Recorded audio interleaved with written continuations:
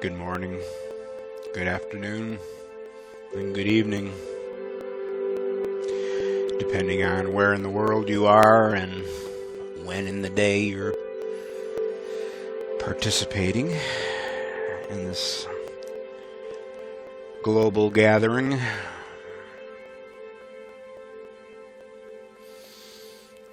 Welcome to our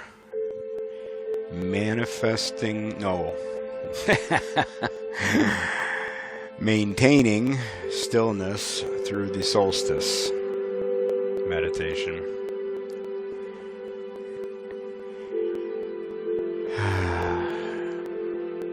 There's a reason behind that title, but let's first discuss the fact that I described this as a gateway ending 10th anniversary celebration. Now, the gateway is something that happens every year between December 12th, 12/12, and December 21st. The short gateway. Gateways are times when the universe is giving you an extra opportunities to bring in codes and unlock things that are already inside of you.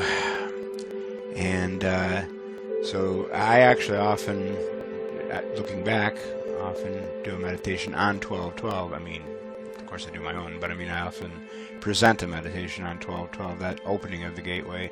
But this year with the 10th anniversary also, I wanted to do the gateway ending.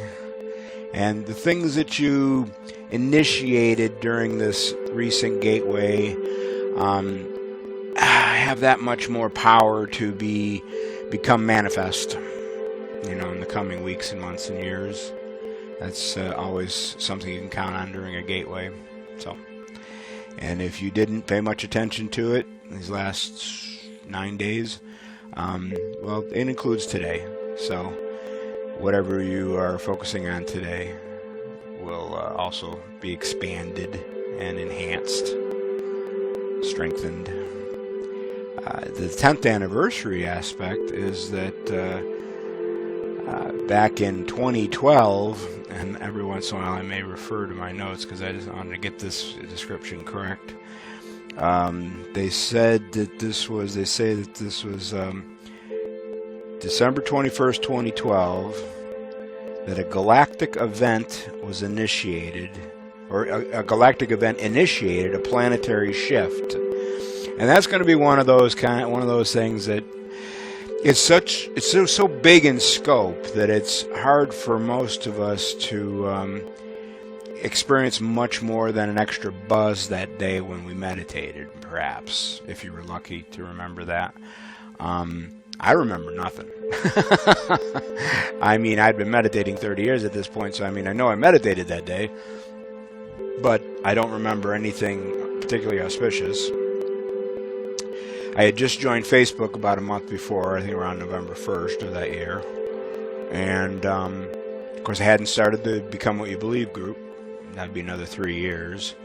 I'd moved out of the ashram I was living in years before that, and I was no longer involved in I had moved away from a Seth material study group situation where we meditated as a group and kept each other plugged into various happenings. These are the same people I attended the August 1987 harmonic convergence with them up on a mountaintop. But yeah, I wasn't involved in any groups at that time, and Facebook I just started, so I don't think I glommed on anything spiritual there yet. So just on my own, and I don't remember anything from 10 years ago today. Anything spectacular. 3 years later, we had that Gamma X wave that some folks have heard me describe in the past. It came on a Monday afternoon, September 29th. A couple days before my birthday, so I remember it. Or no, one day before. And it hit me so hard I had to leave my office, stumble out into the backyard, grab a lawn chair, peel off my socks and shoes, and sit there like for an hour and a half of being bombarded with energy. Well, that didn't happen in 2012. But I mean, it gave me that chance, that experience that I can explain to how some people might react to something strong like a planetary shift. And then after that, you have to kind of, have faith that whatever path we were on as a planet, toward nuclear disaster or whatever, we shifted enough away from that, so we don't have to worry about that anymore. We shouldn't rest on our laurels, but that's the kind of shift they're talking about. So it's kind of hard to prove. Some who are really tuned in and who were probably teachers at the time already, they might have more to say about that, like Meg Benedicte, who writes about it so much. But now, we have the group, and I think it's worth taking a moment to be grateful for. I'm not trying to pat myself on the back, but our community and Become What You Believe group on Facebook and the Brad Walrod channel on YouTube, where you can be with like-minded people and discuss this stuff, get high-quality meditations, and I don't mean just mine, because, I post stuff in the group every day, it seems, of different, and I believe I choose the highest quality meditations to share. And on the YouTube channel, we got all of these videos that I'm uploading, but the playlists are amazing. If you've not dipped into the playlist, and I guess I'm now talking to YouTube only folks, but if you haven't dipped into the playlist, there's a lot there, and I would especially recommend Ofina and Sakal playlist. But yeah, let's be grateful that we have this community that we can be around and talk about, anniversaries like this and what's to come. The maintaining stillness part, these other two things were sort of in the past, right? The gateway's ending today and the 10-year anniversary, we're talking about 10 years ago. But the stillness part of this meditation is starting today. The solstice is bringing us stillness, and it's moving forward.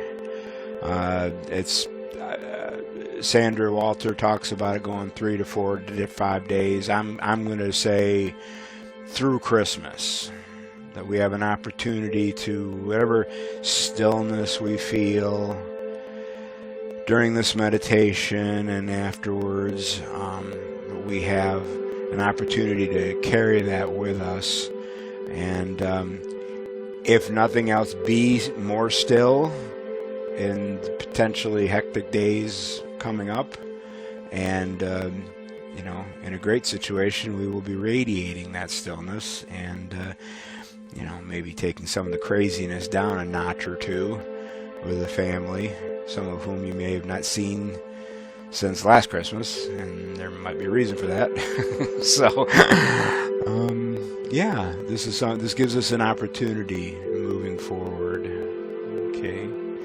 Now, speaking of Sandra, this exercise we're going to do, its genesis was in this free talk of hers that I posted in the group on YouTube. If you're not in the group and just on YouTube, search for Sandra Walter, and you'll find it. It was a free talk last Saturday. I think it was Saturday or Sunday. I think Saturday. And she talked about our own, personal galactic gateways. I mean, it's a galactic gateway, but bringing it home. Okay? And it is bigger than the heart. It encompasses the high heart and the solar plexus. And I encourage you now, if you haven't closed your eyes yet, maybe this is a good time to do so. And just focus on your heart. Not trying to force anything or project or imagine anything in particular. Just when you start thinking about your heart, putting your attention on it, don't judge, just how does it feel? Is it already feeling pretty still? Maybe listening to my voice in this very still music. Is it a little agitated? Again, no judgments. Just observe. How about a temperature? Now that I've mentioned it, do you get the sense of a coolness? Room temperature? On the warm side? Or fiery? Now at this point, if you would like to nudge it in a particular direction, like taking a breath to see if you calm down any agitation that might be there, or waving an imaginary fan to cool it off, or even bundling up a bit to bring up the temperature. It's okay, just to gently manipulate it to where you want it to be. It's your heart.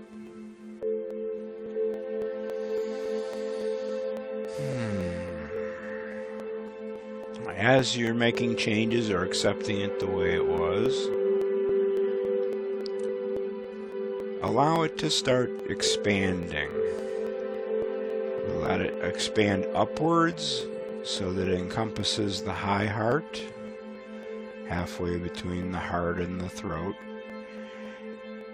and downward so it brings along the solar plexus, which could be even halfway between the navel and the heart. But anyways, make it large enough to encompass all three chakras. Without even realizing it, my hand is rotating in a particular direction. You might feel a rotation also.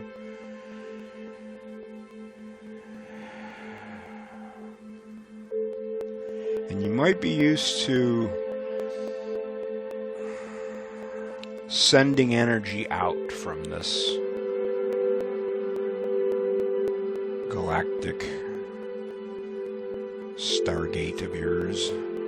But I encourage you instead to make it more concave today than convex. Make it dip into your body, leaving an opening, leaving an indentation there that is, again, the full size of your chest. Let it just kind of recede and open up so that you're accepting what the universe has to offer on this gateway ending 10th anniversary solstice celebration. On auspicious days like this, you have the opportunity to accept activations, keys, codes. Some of these might be unique information you haven't had before, but as often as not, what's going on is the energy you're allowing and inviting in is actually unlocking parts of your DNA which already possess the superpowers that you're ready to imbibe, that you're ready to experience, ready to teach. They may be deeper understanding of the world, higher dimensions, compassion toward others, clarity, clairaudience and clairvoyance, and clairsentience and clairomniscience, and other clairs.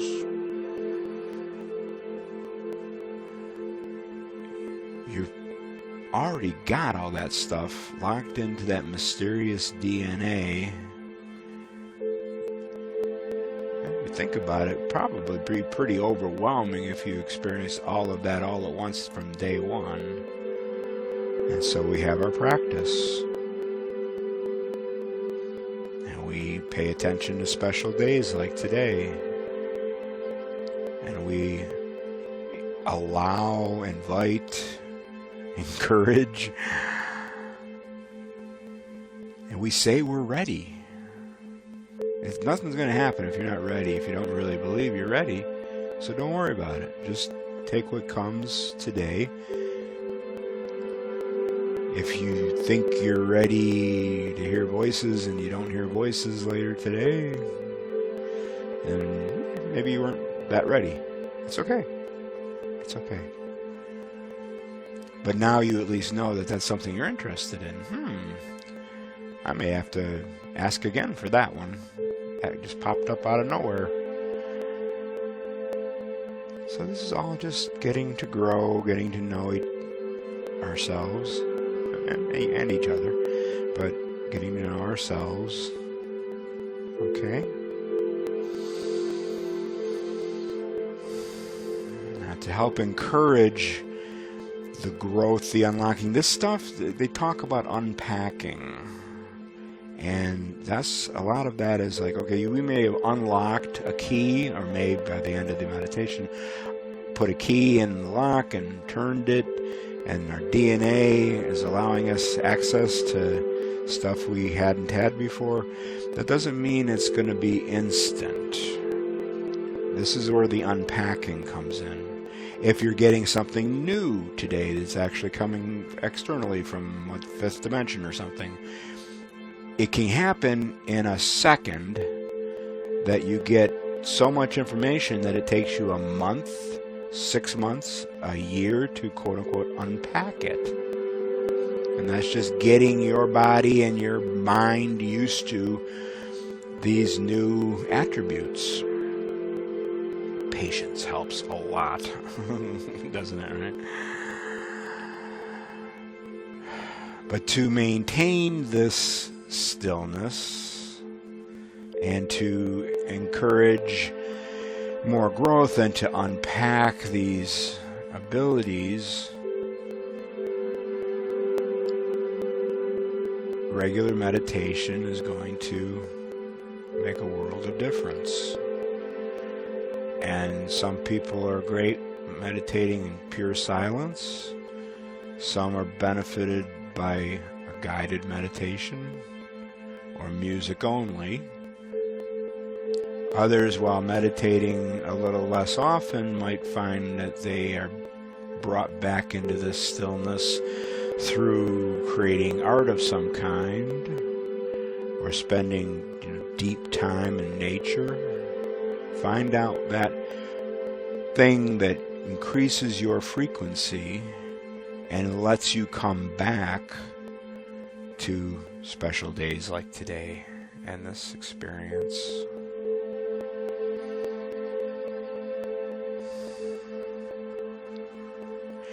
Sandra also recommended to ask ourselves a couple of questions. I put these questions in the description of this meditation. So I mean, if you're watching the video on the group, you'll see it. It's a longer description than usual, and I'll put it in the description on YouTube, so you don't have to worry if you don't remember the questions. But if you do, you can start exploring them now.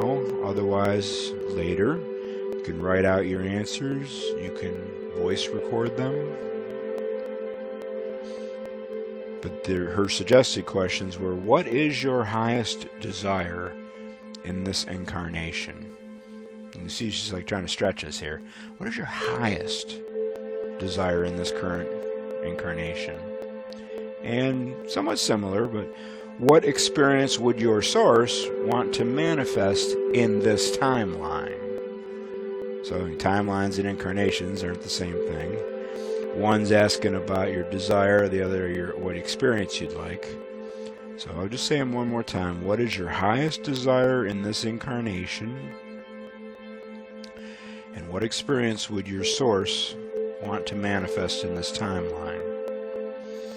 So you can start visualizing that now. You can start feeling it later on. Maybe write it down or record a voicemail. And then set it aside. Don't dwell on it. Keep doing your high frequency meditation or art or whatever over the next week or two. And our suggestion, you could do this on Christmas Eve or something, but also you could wait till the new year, say January 1st. Come back to the questions, come back to the answer, and see what you think. Do you still think that after, 10 days? Do you want to tweak that answer a little bit? And are you ready, say it's on January 1st, are you ready to, now that you've written what first came to you, and then reviewed it in a week or two, are you ready to commit to that, for the coming year?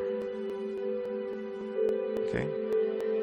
So, again, the questions will be easy to find in either the group or the YouTube channel. And as we often do, as we get into the music-only portion of the meditation, I know I like to suggest a mantra, and I often will stick with 1 or 2 syllables. It's just easier, I think, when you're talking about Sanskrit. But I think this is not only is it a easy enough one to remember, but it's a powerful one. Let me just say it first. Om Sat Chit Ananda. Sat, spelled S-A-T, Sat is existence, pure existence. Chit, C-H-I-T, Chit, is consciousness. And Ananda, you've heard that before because like Swami Yogananda, all the Swamis have Ananda attached to the last part of their name. It means bliss. So you can do this with or without the Om, but with the Om it's easier to, I think it's easier to translate it as I am pure existence, consciousness, and bliss. And this is a very high teaching.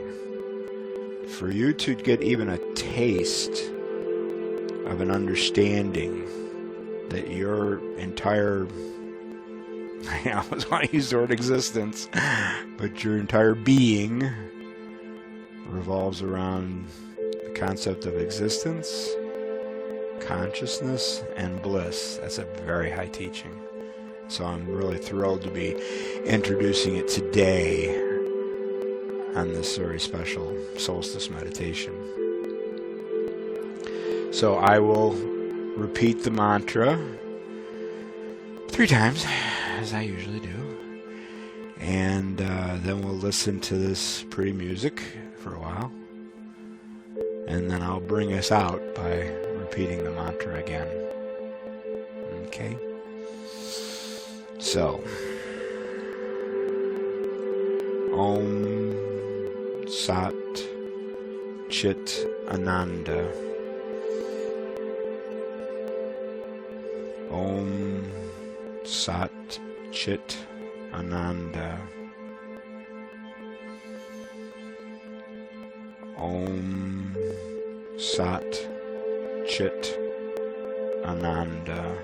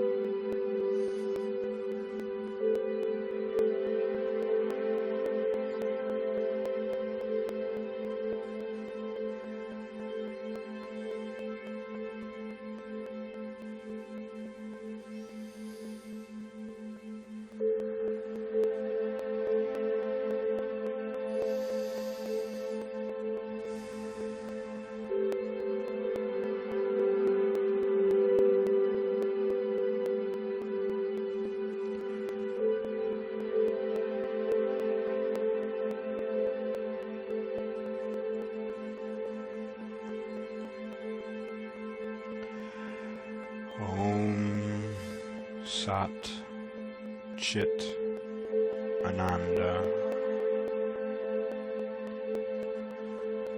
Om Sat Chit Ananda. Om Sat Chit Ananda. I am existence, consciousness, and bliss.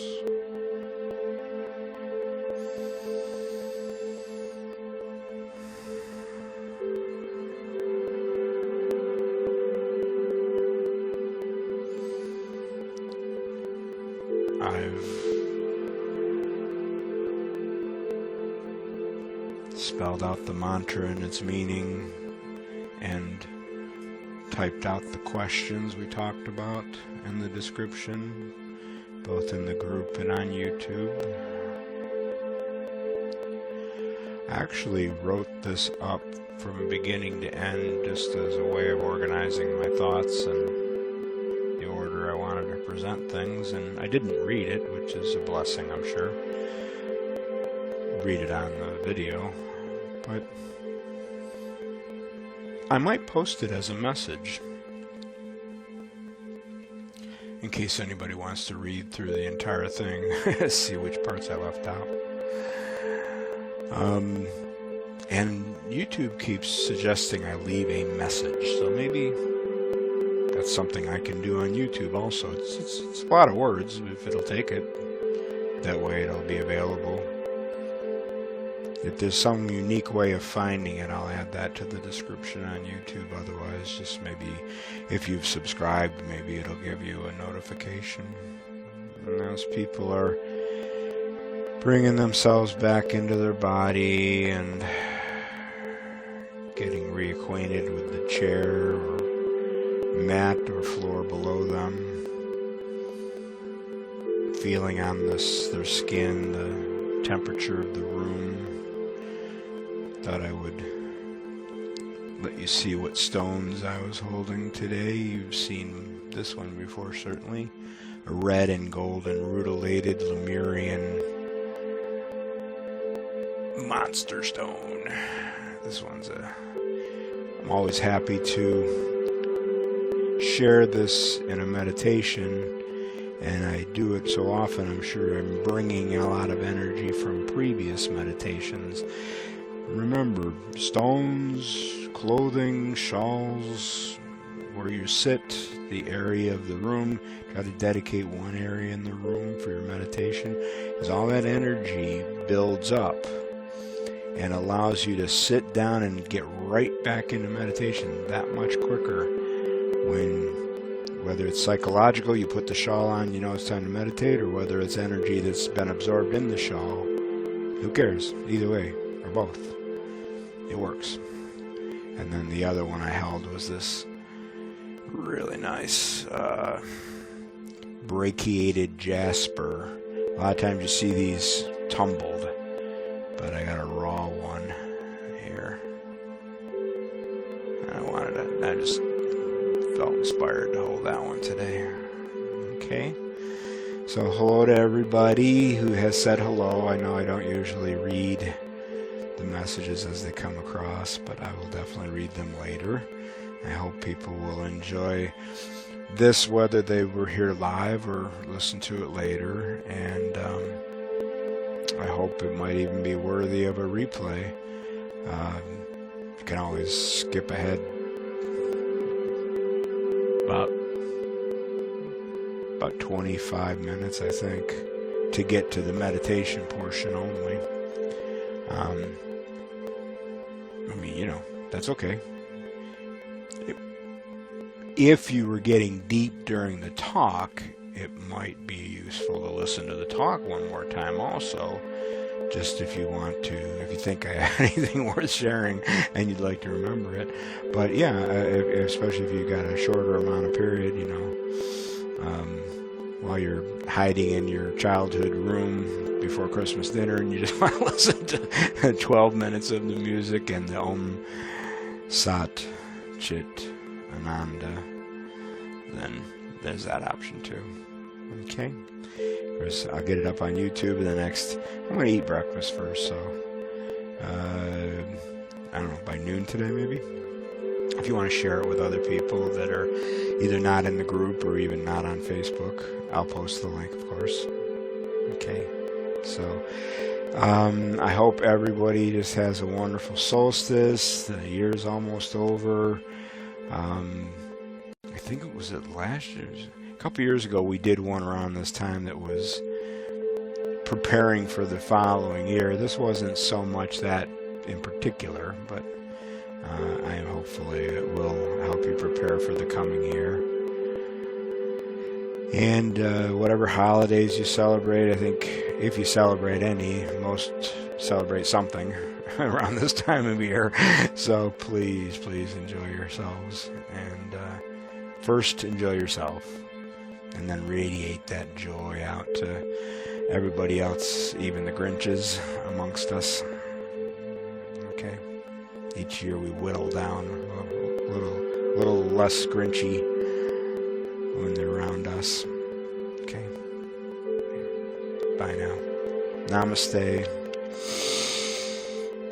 With all my love, always. Namaste.